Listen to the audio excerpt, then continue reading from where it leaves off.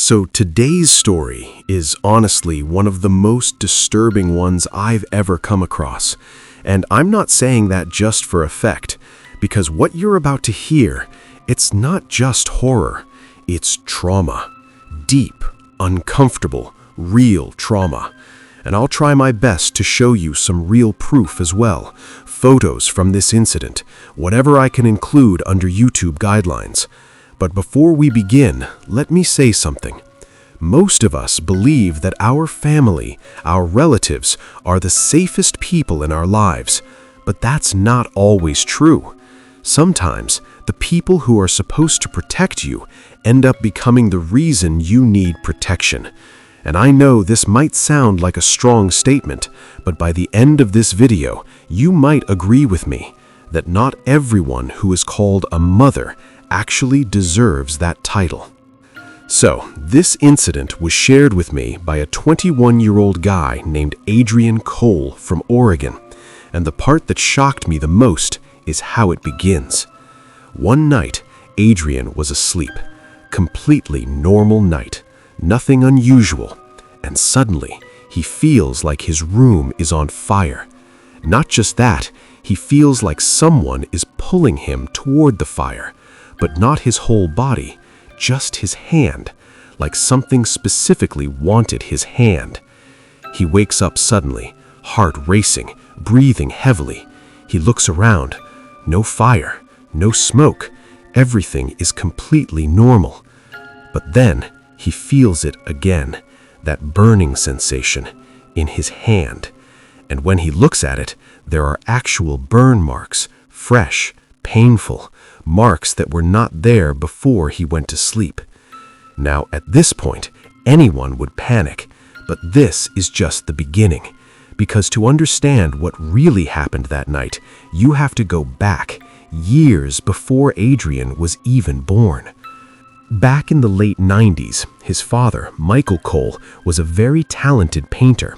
He started working professionally at just 15. Eventually, he got connected with government art programs, and because of that, he used to travel a lot.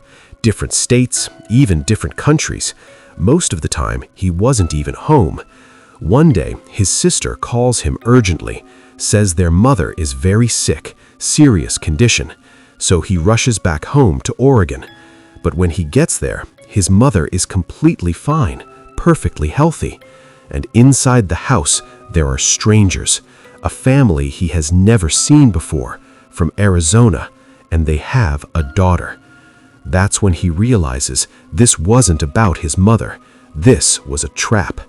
They lied to bring him home so they could force him into marriage. Now, the problem is he didn't want to get married. In fact, he was already in a relationship. He tried explaining, tried convincing them, but nobody listened. His family pressured him, the girl's family requested him, emotionally cornered him, and eventually he gave in. He was forced into that marriage. Now, for some time, things were normal. He continued working, traveling, earning well. Financially, everything was stable. But slowly, things started falling apart. Adrian told me his mother had 3 miscarriages. 3. And then finally, 2 children were born, his older brother and then Adrian in 2005.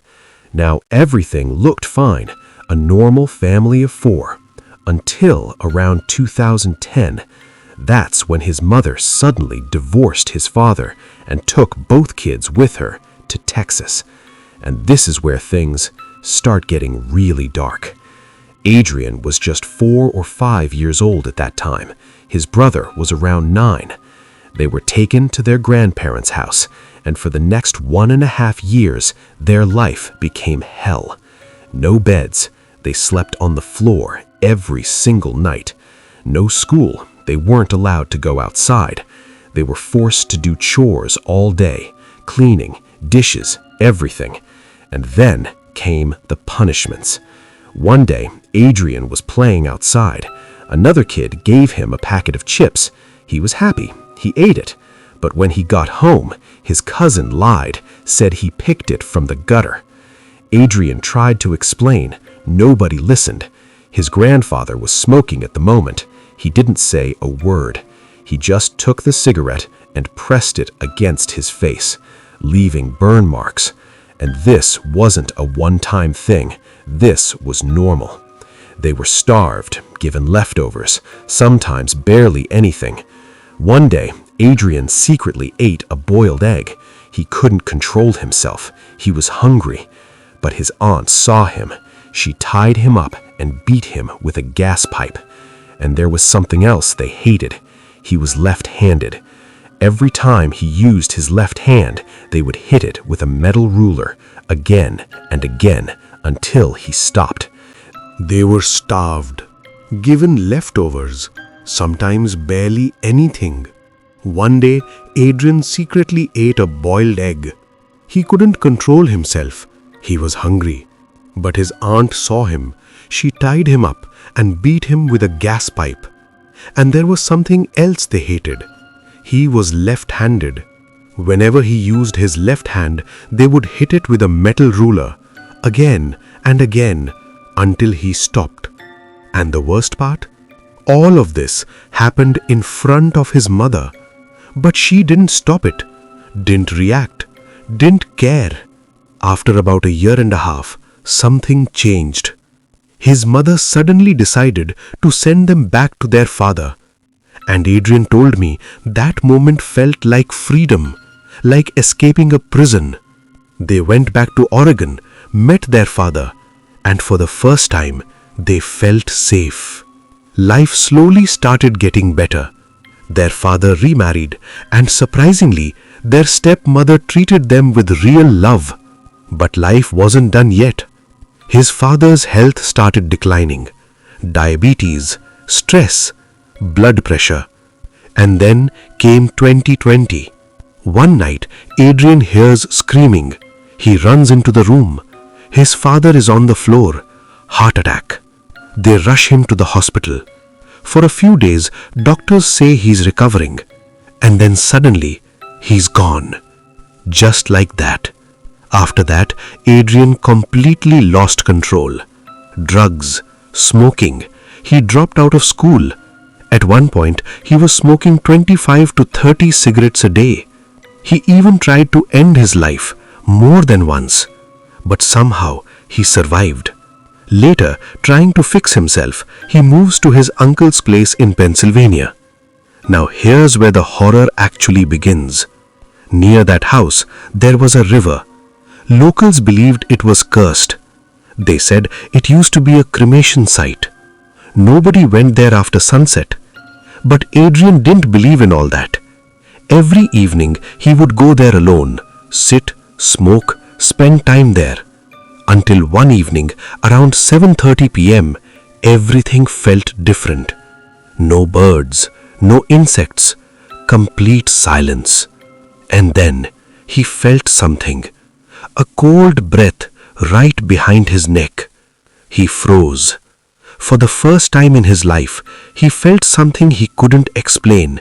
He immediately left, went back home, ignored it. But maybe he shouldn't have. That night, around 11:20 p.m., he went to sleep. About 45 minutes later, he woke up, but couldn't move. His body was completely frozen. Only his eyes could move. And then he saw it. In the corner of the room, a tall, dark figure. So tall, its head touched the ceiling. And slowly, it started moving toward him. He tried to scream. Nothing came out. It came closer, closer, then grabbed his throat, started choking him. And then his room felt like it was on fire, his body burning, but especially his hand. The pain was unbearable. Seconds felt like forever. And then suddenly he hears his name, someone calling him, again and again. And just like that, he wakes up. His family is around him. They tell him he was screaming so loudly they had to break the door to get in. Everything is normal. No fire, no damage. But his hand has real burn marks. Marks that weren't there before. After that night, Nothing was normal. He couldn't sleep alone. He started seeing shadow figures, sometimes multiple at once. One night, in the bathroom, he saw a face with glowing red eyes. He started waking up screaming, sometimes even coughing blood. At that point, it was clear this wasn't just trauma anymore. Something else was involved. His family consulted a spiritual healer. Without being told much, the man described everything exactly. And then he said something that still gives me chills. You brought something back with you from that river.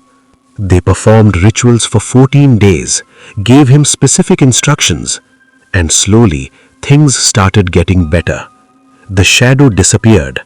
But even today, sometimes he still wakes up in fear. So the question is, was this just trauma? Or maybe something followed him home that night? And maybe it never really left. If you enjoyed this story, don't forget to like the video, subscribe to the channel, and press the bell icon. And also comment your city or state. It really motivates me to keep bringing stories like this. And if you've ever experienced something like this, you can share your story with me through email or Instagram. Links are in the description. I'll see you in the next one.